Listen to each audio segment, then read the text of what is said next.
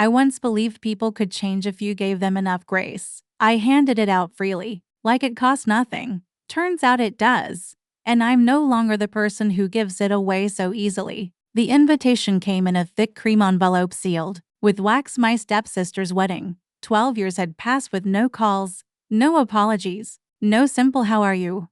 Yet suddenly she wanted me there. I could have burned it. But instead I bought a ticket. Deep down, some naive part of me still hoped that seeing her happy might somehow erase the old hurt. Looking back, that hope feels pathetic. I arrived as innocent as ever, dressed in a plain black gown, hair down, wearing nothing more than lipstick. I wanted to blend into the background, offer a polite nod if necessary, and slip away quietly. The venue was stunning: crystal chandeliers, white roses everywhere, string music floating through the air as if nothing painful had ever happened. I took a seat in the back row, hands folded, smiling whenever eyes met mine. I was still that girl who wanted to be good, who believed family deserved a second chance. But as the ceremony began and she walked down the aisle in silk and diamonds, something small inside me shifted. A quiet voice whispered, "They never even checked if I was alive after I left." It wasn't rage, just a cold, small fact settling in my chest like ice and water. I pushed it down and told myself it was just nerves. The resentment grew slowly, one quiet moment at a time. During the cocktail hour, my stepmother passed right by me without a glance, chatting brightly to strangers about family unity. I sipped my water and let her words hang in the air unanswered. I offered no correction, no polite interruption. I simply watched her discomfort build, and strangely, it felt satisfying, a tiny thrill I hadn't expected. Later, an uncle asked what I'd been up to. I answered simply, running a company. No details. I watched his polite smile falter as he realized I wasn't joking. I didn't elaborate. I let the silence stretch until he excused himself. Each small act of withholding felt like reclaiming ground I'd lost long ago. The more I held back, the stronger the pull became. By the time the reception was in full swing, that inner ice had spread. My stepsister finally noticed me. She glided over, veil trailing, smile fixed in place. "Elara, you actually came." Her voice carried that familiar lilt, surprise laced with something sharper, as though I were an unwelcome guest at my own funeral. I met her eyes. Of course, family, right? She scanned my outfit and calm posture. "You look well." It wasn't a compliment. It was an assessment. I could have listed the boardrooms I'd walked into, the deals I'd closed. But instead I said nothing. I just held her gaze and let her feel the weight of all the years she had never acknowledged. That was when her fiancé appeared, tall, composed, the kind of man who reads people before he speaks. He looked at me twice. Recognition came slowly.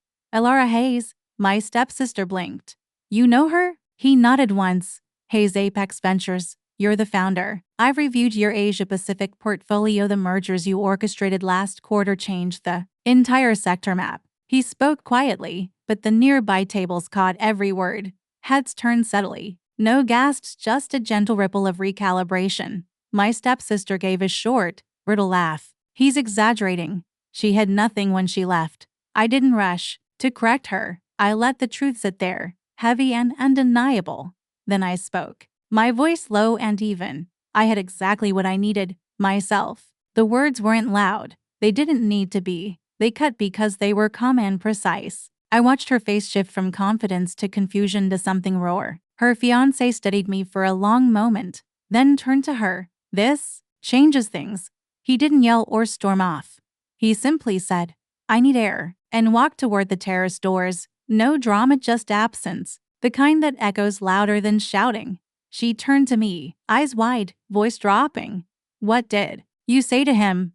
Nothing he didn't already know. Her parents hurried over, faces pale. "Elara, please. This is her wedding.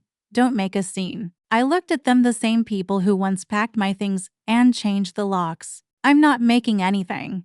I'm just here." My stepsisters, eyes filled with tears. "You came to ruin this." I tilted my head. I came to stop lying to myself that any of this was ever mine to fix. I let the silence stretch one final time. Then I turned and walked through the crowd, past the cake, past the dancing lights, past the whispers that trailed me like smoke. Outside, the night air felt cool against my skin. I stood by my car, keys in hand, and felt it. Victory, clean, complete. She would remember this night forever, not for the vows or the toasts, but for the moment I walked in as living proof she hadn't erased me. Her perfect day cracked open, simply because I existed, because I had succeeded without her permission, because I refused to shrink. I won. She lost the illusion. The fiancé might return, or he might not. Either way, the doubt I planted would grow, but as I started the engine, something colder settled in. The girl who once cried herself to sleep hoping for a kind word, she was dead. In her place stood someone who could deliver pain with perfect composure, who enjoyed watching the flinch, who calculated every pause and glance like moves on a chessboard. I had hated them for teaching me cruelty. Now I hated myself for mastering it, for liking the taste of it, for feeling powerful in a way that felt strangely empty. I drove away with no tears. No second thoughts, just the road stretching dark ahead. The past didn't finish me. I finished what the past started, and in doing so, I became its final product. Someone who no longer needs love to feel whole. Someone who can watch it burn and feel only a quiet, satisfied chill. That's the real cost. Not the ruined wedding. Not the fractured family. The true cost is knowing I chose this version of myself and part of me doesn't regret it. Thanks for hearing me out. If you've ever caught yourself becoming the thing you swore you'd never be, tell me in the comments. What did winning really cost you? Like if it cut deep. I'll be back soon.